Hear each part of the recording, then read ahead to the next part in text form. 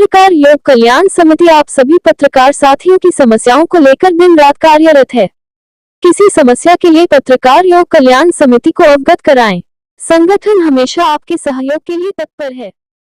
नमस्कार, आप देख रहे हैं स्टार न्यूज प्लस। मैं हूं आपके साथ अमृता कंचन। आइए रुख करते हैं खबरों की ओर। तब तक बने रहे स्टार न्यूज प्लस पर मेरे साथ। संविधान बचाओ जन जागरण साइकिल यात्रा समापन में पहुंची सपा सांसद डिंपल यादव। कानून व्यवस्था बेरोजगारी के सवाल पर सत्ता पक्ष पर हमलावर दिखी। संविधान संरक्षण की लड़ाई तो जो चलती आ रही है और आगे भी चलती रहेगी। भाजपा को झूठ की बाजीगरी में महारथ हासिल है। एमओयू के रास्ते उत्तर प्रदेश में बड़े स्तर पर निवेश का सपना दिखाया। इंडस्ट्रीज आ रही है, बेरोजगारी समाप्त होगी, लेकिन ठीक उलट हुआ। बेरोजगारी चरम पर है। गुजराती मंत्री का मैनपुरी में स्वागत है। सड़क स्वास्थ्य यूपी सरकार नाकाम है। सच दिखाने पर पत्रकारों के खिलाफ मुकदमे लिखे जा रहे हैं। तिरुपति बालाजी हमारी आस्था से जुड़ा हुआ है, बहुत ही दुर्भाग्यपूर्ण है। प्रसाद के लिए भी विदेश से घी आयात हो रहा था। मिलावट है तो निष्पक्ष जांच हो।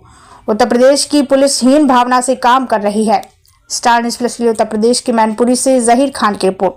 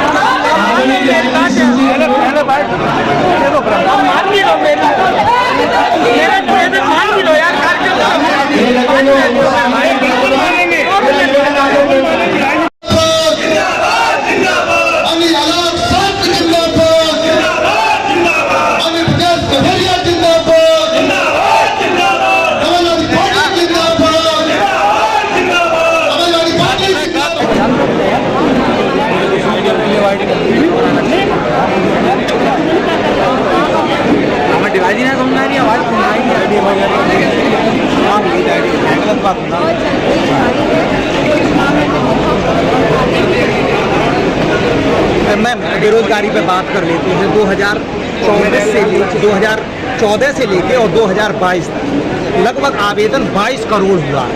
7,22,000 लोगों को सिर्फ नौकरियां मिली और लेकिन वहाँ 59,000 करोड़ रुपए की जो ये कोचिंग इंडस्ट्रीज बढ़ी है और आने वाले 2028 तक ये 1.5 लाख के करीब बढ़ जाएगी। क्या कहेंगे, बेरोजगारी किस हद तक कम लगेगी?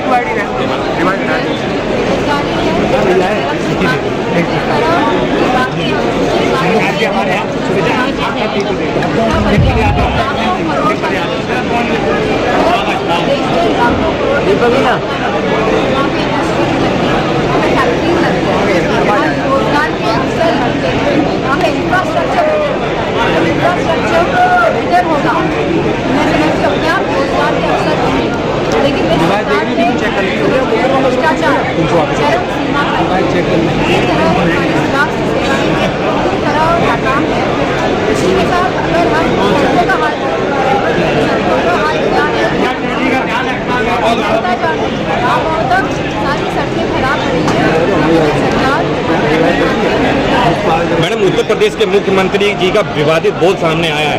अखिलेश जी के बयान के बाद योगी जी कुत्ते की पूंछ वाले बयान जैसी बातें कर रहे हैं, किस तरह से दिखता है?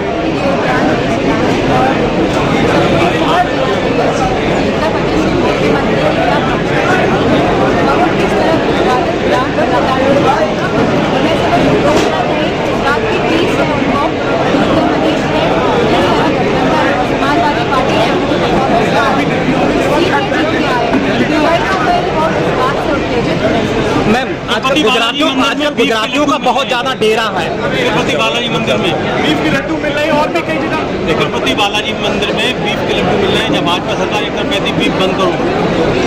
आ रहा था, रिपोर्ट होके आ रहा था, आज से रिपोर्ट होके आ रहा था। मेरी जांच नहीं है और ये बहुत ही गलत बात है।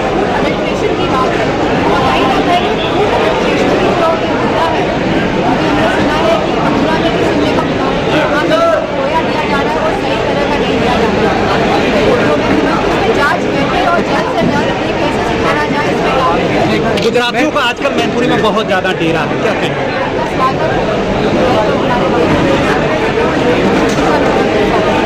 वन नेशन वन इलेक्शन की लगातार बात हो रही है, जबकि अभी तक यूपी में 10 सीटों में उपचुनाव होने हैं, उसकी घोषणा तक नहीं है।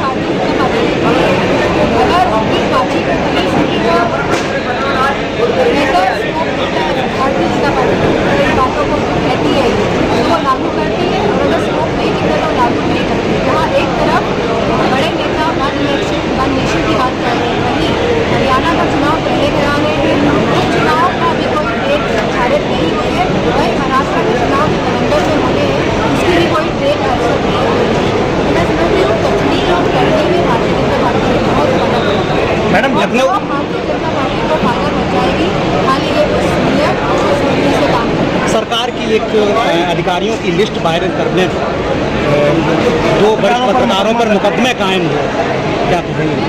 सच बोलने से जिस तरह पत्रकारों के मुकदमे हो रहे हैं, जिस तरह हमारे कार्यकर्ताओं के मुकदमे हो रहे हैं, ये दिखाता है कि इस तरह ये लोग पूरी तरह लोकतंत्र को कहीं ना कहीं नष्ट करने का काम कर रहे हैं और इसी मानसिकता से काम कर रहे हैं और ये नहीं चाहते हैं कि जनता के बीच में सच्चाई आए।